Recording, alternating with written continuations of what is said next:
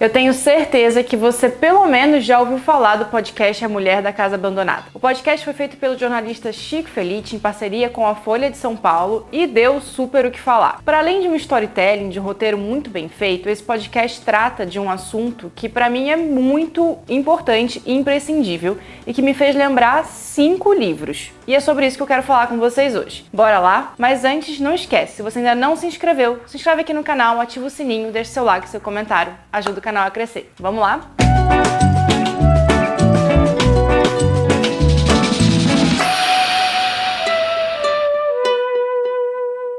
Bom, se você não escutou o podcast, eu vou dar um resumo bem breve aqui. Ele conta a história de Margarida Bonetti, que foi casada com René Bonetti e que os dois moraram juntos lá nos Estados Unidos há muitos anos atrás e levaram então a empregada doméstica deles da época para morar junto lá nos Estados Unidos. Fato é que eles foram acusados e inclusive o René Bonetti foi preso, por esse crime de tratar essa empregada doméstica em situações análogas à escravidão. E é sobre esse tema, sobre essas relações de trabalho, que eu quero falar desses 5 livros. A gente vai começar então por um livro que chama Cartas a uma Negra, da Françoise Egal. Esse livro, basicamente, ele trata de relações de trabalho na França, Então aqui a gente tá falando mais ou menos dos anos 70, 50, por aí. Esse livro é escrito por uma antilhana, a Françoise Egal, então, que fez cartas para Carolina Maria de Jesus, nossa, Carolina Maria de Jesus aqui brasileira. Muito desse livro é um livro de não ficção, ele trata justamente dessa relação das antilhanas que foram, na época para a França, trabalharem como empregadas domésticas. Então aqui ele tem esse recorte, de cor, basicamente, de raça, enfim, desses conceitos na época muito enraizados ainda, e esses conceitos meio de colonialismo mesmo, Então, aquelas grandes madames europeias, francesas, tratando essas pessoas de uma forma quase que desumanizando, As pessoas estavam ali, eram mulheres negras, fortes, que conseguiam fazer ali todo o trabalho doméstico e, obviamente, por um preço muito pouco, Se pagava muito pouco para essas mulheres. Aqui, obviamente, não é uma situação de escravidão, de fato, Então, lembrando que no podcast, por exemplo, a mulher, ela não recebia um salário, Ela não tinha direito a receber um salário. Aqui não é bem esse caso, esse retrato, mas é um retrato muito fiel dessa relação de trabalho extremamente problemática e é um livro que eu recomendo bastante. O segundo livro é um livro de ficção, o Sweet Tokyo, que ele atravessa esse tema, Então, aqui a gente acompanha a história da Maju, e a Maju é uma empregada doméstica que mora aqui em São Paulo, Ela é empregada doméstica da Fernanda e do Kaká. E a Maju, ela se sente tão dona e parte, assim, de uma certa forma dessa vida. Ela mora, dentro dessa casa, desse apartamento da Fernanda e do Kaká, que ela decide raptar a menina, a criança, filha deles, porque ela se sente quase que como uma mãe dessa criança, Então ela cuida de absolutamente tudo da rotina da menina, arruma o quarto, é ela que sabe onde estão as coisas, é ela que faz tudo, basicamente dentro dessa casa. E o mais interessante aqui dentro desse livro, que apesar dele ser de ficção, ele é cortado por essa realidade, dessa relação de trabalho meio colonial que a gente ainda carrega aqui no Brasil, que o Sweet Tokyo nada mais é do que o quartinho, dito quartinho de empregada, que a gente tem nos apartamentos, principalmente os mais antigos, é redecorado.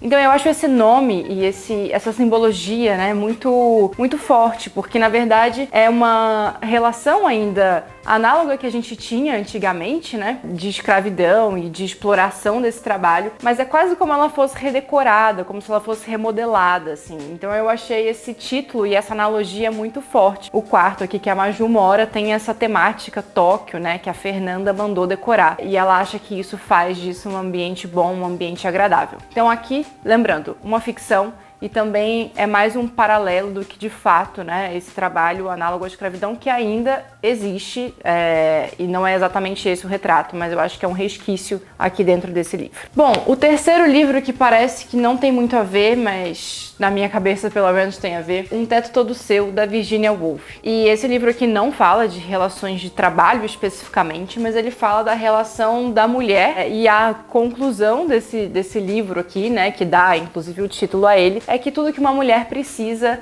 para se emancipar, para ter essa liberdade de vida, é um teto todo seu. E eu acho que isso é muito representativo justamente porque, apesar de aqui a gente não tá falando de um modelo de trabalho, é de um modelo de vida, de como as mulheres são colocadas nesse lugar da servidão, de estar sempre servindo alguém, de estar sempre fazendo, cuidando, né, de uma coisa que não necessariamente é delas, nesse caso, né, especificamente das relações de trabalho. E como uma mulher que sem o seu dinheiro e sem um espaço que seja seu, ela não consegue viver assim, né? Ela não consegue ter uma vida, ela não consegue ter uma vida plena. Então, no podcast, a gente vê essa empregada, né, que a gente não sabe o nome, relatando uma vida que é uma sobrevida mesmo, né? Que é um male-male, é um comer, é um dormir, não tem uma relação de vida, né? Não tem uma relação de usufruir a vida, assim, tem uma relação de sobrevivência. Então, acho que esse livro, ele é potente porque ele traz esse aspecto, só que sob uma outra ótica da sociedade, né? Que é essa ótica da mulher. Então, achei também que fez bastante sentido pra mim. Bom, o quarto livro é Os Supridores, de José Faleiro. Aqui também um pouco dessa relação do trabalho desumanizada. E aqui, veja bem, estamos falando de supridores, abastecedores aí de supermercados, estamos falando de pessoas que trabalham, né?